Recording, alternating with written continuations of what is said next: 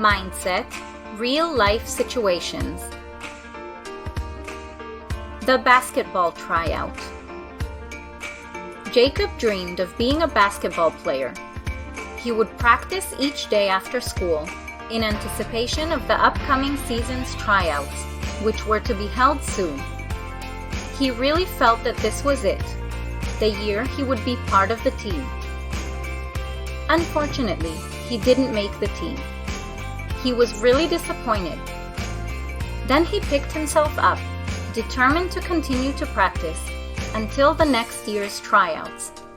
After all, even his idol Michael Jordan wasn't an immediate success. The more practice he got, the better he would be when he finally made the team. The birthday present. Brooke's birthday was in a few weeks. She had thought about it long and hard and finally decided that what she wants more than anything is to play the guitar. When she told her brother that she would ask her parents for a guitar for her birthday, he looked at her in surprise. "I never knew you had any talent in music. Don't you think you're too old to start learning now?" he asked. Brooke looked at him and smiled. It's never too late to start. Brooke knew that if she set her mind to something and worked for it hard enough, she would always succeed. When her birthday came around, she got her guitar, and she went to her first guitar lesson. She couldn't have been happier. The English final. It was the night before the English final, and Nick was cramming for the test. He was mad and tired. Didn't the teachers know there were other projects and tests during this time of the year? Plus, the swim meet was coming up, and he had practice almost every day. What good would it do to study now? It's not as if studying now would help him do better on the final. Nick had just argued about it with his mom.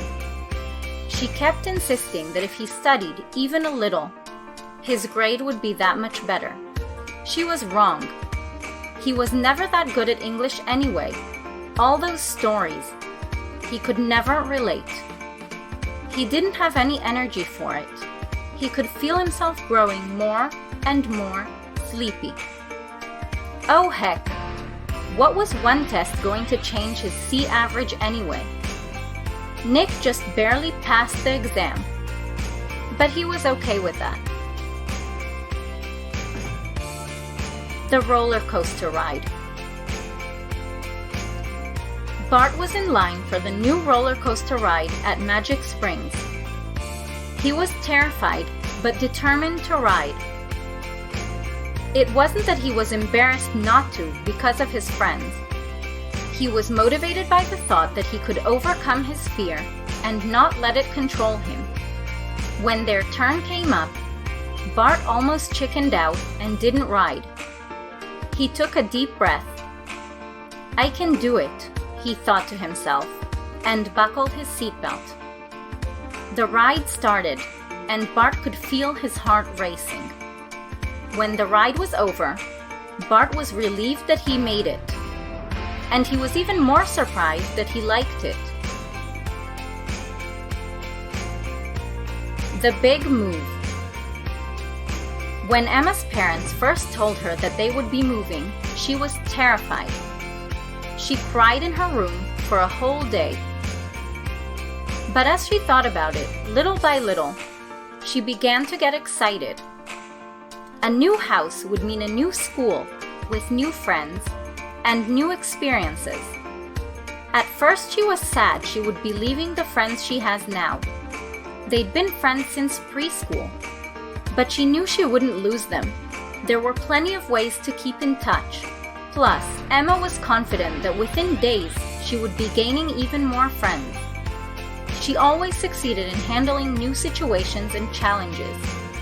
She also knew that as long as she stuck with her studies, it didn't matter what school she was in, her grades would be fine. The day of the move, Emma was ready. "I can handle this," she whispered to herself. "Bring it on." The talent show. When Karen was younger, she would spend as much time as her parents let her watching American Idol. As a young child, she sang in the youth choir at her church and the county choir with some of her classmates. Now as a teenager, she couldn't believe she was getting ready to sing in the school talent show. Singing didn't come naturally to me. I've had to work at it, and now it's time to perform, she thought to herself in an attempt to alleviate the jitters. When it was her turn, she did her very best, which was all anyone could ask of her. Much to her surprise, all her hard work paid off. She won first place in the school's talent show that year. The Spanish test. Abby sat at her desk, tapping her pencil eraser lightly on the piece of paper in front of her. Her palms were beginning to sweat from anxiety. Abby had never been good at Spanish. She knew it was no use. No matter how much she had studied for this test, she had known that it was no use. She was going to fail this test just like she had feared. She didn't remember the words, and the grammar felt all jumbled in her head. The teacher was passing by, smiling at the students. Abby knew that Mrs. Martin would try to help her, or at least calm her down if she raised her hand to ask a question. But she was sure that it was no use. Abby didn't ask Mrs. Martin anything and handed in the test. A sure fail, because she had given up halfway through without answering all the questions. The chemistry results. Jaden waited nervously by the door of the chemistry lab. He couldn't see the list on the door. The long-awaited list of students who had made it to the advanced summer program in chemistry. One glance was all it took. He was in. He didn't even know what he would have done had he not passed the test. But of course he had passed, Jaden thought. He had a natural-born talent for chemistry. Chemistry just came easily to him, unlike history. But then again, he thought, nobody can be a natural at everything. History was just too much work. All that reading and memorizing. And for what? Nobody's perfect anyway. It's not like if he studied history all the time, he would suddenly be good at it. Luckily for him, he was great at chemistry. He didn't even have to spend too much time studying. Painting. Jenna loved to paint. It was what she did whenever she had some free time. It calmed her and gave her an opportunity to think peacefully by herself. She could remember when she was a child. She could barely paint a figure anyone could recognize.